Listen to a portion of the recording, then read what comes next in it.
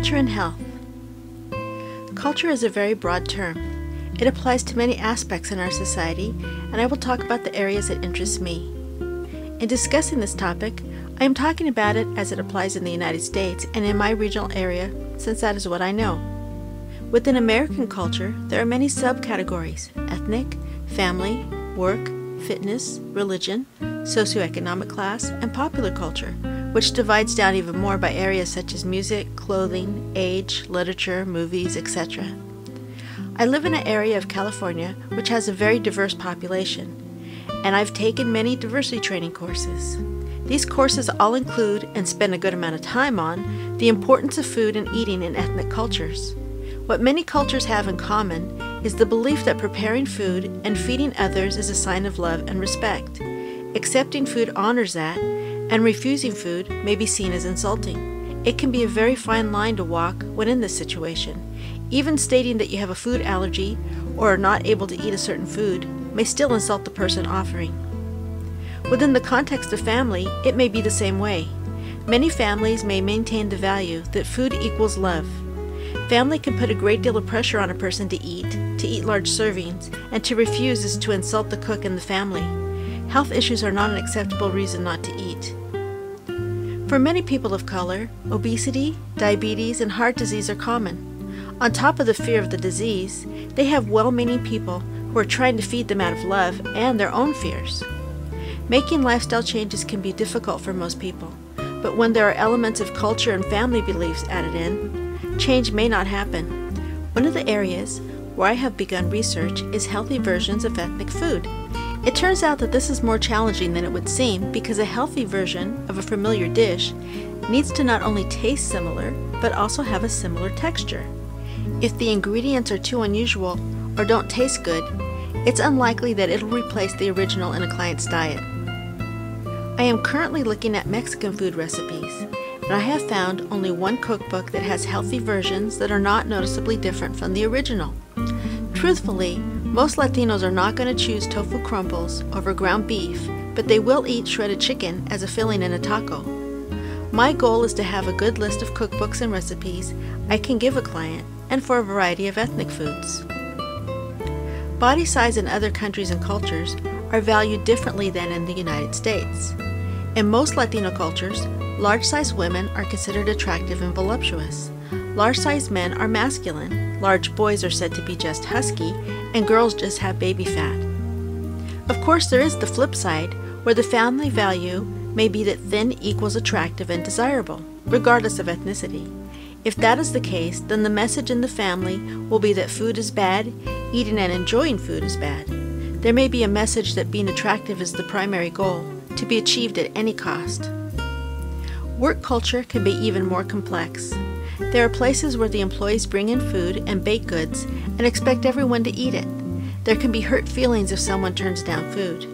There may be weekly potlucks, or the business provides goodies and the pressure to eat is very strong. There are also workplaces where the culture is to be very thin and to work out excessively. People are judged by what they eat, their body size, if they work out, and how they work out. There can be an unspoken message that if you don't conform, you will be passed up for promotion, or the atmosphere is so unfriendly and hostile that the nonconformist is forced out. Work culture can also be a lot like high school culture: cliques, bullies, demanding bosses with similar stresses about social standing, deadlines, work overload, wearing the right clothing, being the right size or shape, dealing with difficult people, on top of any personal issues one may have. These stressors can have a very negative impact on health, leading to unwanted symptoms. Popular culture is of great interest to me because of the tremendous impact it has on society in general. I see influences from so many sources. Directly and indirectly, it impacts the health of all ages. This, in and of itself, could be a long-term research project.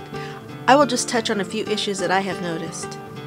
Most of the jobs that I have held involve working with children and teens. I have seen how much impact popular culture has on youth. Because media is ever present, the messages they receive about appearance, beauty, behavior, values, eating, and food seem to be more powerful than the messages they receive from the people in their lives. If the people in their lives reinforce the messages from popular culture, the messages become even more powerful. Not all messages in our society are negative or toxic, but it seems that the healthy messages don't get the same exposure as the unhealthy.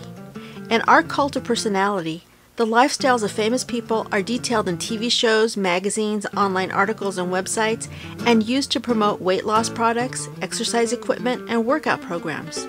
The use of drugs, alcohol, fad diets, extreme workouts to maintain their body size and shape get lots of attention. The celebrities who have healthy lifestyles are downplayed. It is pervasive, and if a person is immersed in media overload, it can become a part of a person's thinking and belief system. A topic that concerns me is the idea that attractive people are unconditionally desirable and automatically deserving of love, regardless of their personality and behaviors. I see people of all ages, not just young people, obsessed with trying to alter their bodies and appearance to look like someone they believe is deserving of love and attention. Their concern isn't good health. They are focused on forcing their bodies to meet a skewed perception of attractiveness. This is a recent letter from a man to the advice column, Dear Prudence. Dear Prudence, almost all of my past girlfriends have been funny, intelligent, interesting, and great people. I've stayed friends with many of them, even went to a few of their weddings. They have all been physically attractive. I've tried dating women that were not as physically attractive to me, but still had other qualities, because I didn't want to be that guy. And I believe that people shouldn't be judged on their looks. But I could never get into the relationships. I am friends with some amazing women who have great traits, but would not be considered physically attractive. Some of them confide in me that they have trouble finding good men, and ask me for advice. I tend to give them general dating advice, but I don't know how to do more than that. Their looks are probably the only thing holding them back, and since that affects who I date, and yes, I do dislike that aspect of myself, I don't know what, if anything, I should tell them. I don't feel that the answer Dear Prudence gave is helpful. It could be a starting point to a much-needed discussion on male attitudes towards the attractiveness of women, but she recommends that the writer do some matchmaking with some of his average-looking male friends who are looking for women who are in their looks league. These words are loaded with value judgment, and not once does the response point out that the concept of attractive and average-looking is a personal perception. This slice of popular culture reinforces the toxic messages from society about appearance, about who is date-worthy and who decides that, and by using the term looks league, reinforces the attitude that it's acceptable to rate people by their appearance. She also says that if the women dress like schlubs or never wear makeup, then a guy's perspective may spur them into action, which is another value judgment and pressure to change who they are. Many women are attractive without makeup, and every woman has her own style. As Mark said in the section on body image, changing your body to a specific look will guarantee us nothing. And authenticity embodies us. Both women and men need to live authentic lives. I also feel that an issue not addressed is how this is harmful to men. In several points in the letter, the writer states that he doesn't want to be that guy, that he dislikes that aspect about himself. He doesn't state his age, so it's difficult to determine if he is a prince or closer to being a king. He seems to need guidance and support about the divine masculine, exploring his feelings about this aspect of himself, and possibly exploring if he likes himself. He may need a good king as his role model. He also could explore how he got this belief system and why it bothers him that he holds it. The depth of how much this societal attitude can impact a young woman is illustrated in a very moving video of Katie Makkai at the Team Denver, Colorado 2002 National Poetry Slam. In her poem, she talks about the concept of pretty and the messages she received from her mother as she grew up about how important it is to be pretty. She acknowledges that her mother received these messages from society. Katie learned that her mother felt that she wasn't pretty, but that it could be fixed through dermatology, orthodontics, and plastic surgery. At 16, her mother arranged for her to have a rhinoplasty, and post-surgery her thought was, "What have you let them do to you?" As an adult, she emotionally states that she has not seen her own face in 10 years. The poem moves on to how women in our society are focused on being attractive, but don't know where to find fulfillment or how to wear joy. And she makes a very strong point about how women will go home from clubs feeling crestfallen because not enough strangers found them sexually attractive. She concludes her poem by saying that when she has a daughter, if her daughter asks her if she is pretty, she will tell her no. Her child will not be defined in this way. She will tell her daughter that she is pretty intelligent, pretty creative, pretty amazing, but she will never be merely pretty. I can't really do her poem justice through paraphrasing. It is worth watching. I will include this video in my list of resources for clients as appropriate. It is very illustrative of the messages women receive from society and from their own mothers. Another area of culture and health that interests me is weight loss through bariatrics. This is part of the weight loss culture and can be a controversial choice. This is also a personal one for me, and it is what has led me to the Institute for the Psychology of Eating and this training. I am sharing my story in the expectation that I will not be judged and can share why someone makes a decision to have a drastic procedure to achieve weight loss. Many people make the decision to have bariatric surgery based on cultural pressures, to be thin by any means. My choices were made for health reasons, but not everyone who has the surgery came to it in a well-considered manner. I was obese and diabetic, with hypertension and a fatty liver. I lived in the weight loss yo-yo world. I have a needle phobia, so daily testing was impossible for me. I was fortunate enough to find a nutritionist who specialized in diabetes, and she helped me to learn how to eat using the glycemic index to manage my blood sugar, but I was still obese with health issues. My father was diabetic and had so many health issues, he made the choice to die because, as he said, "What is the point in living if I can't eat what I want?" It was heart-wrenching to watch his health decline, and I didn't want to follow that path.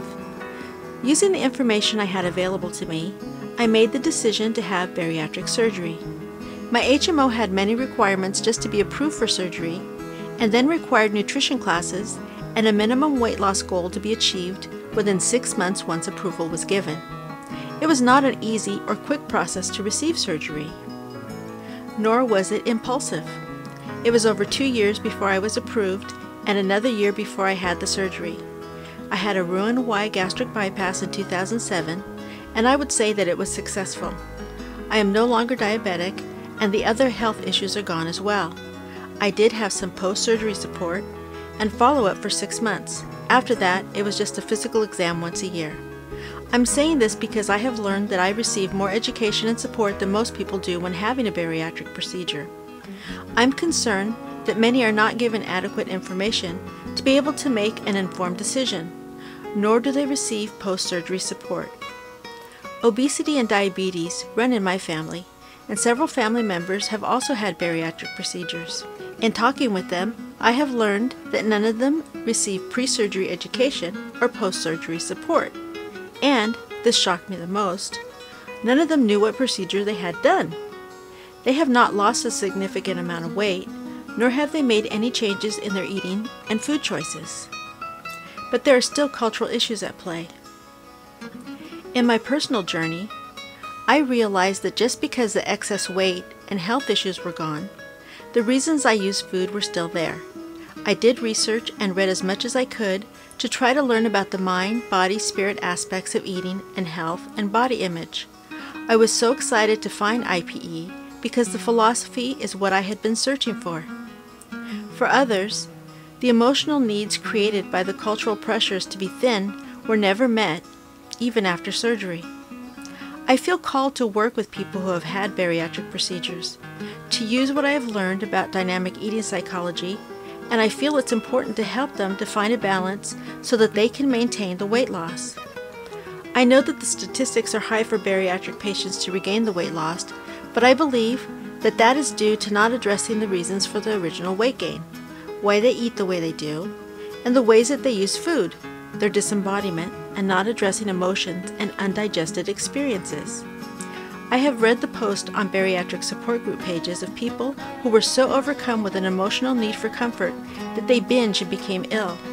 There are so many ways that people will find to consume the foods they crave, and they eventually regain the weight.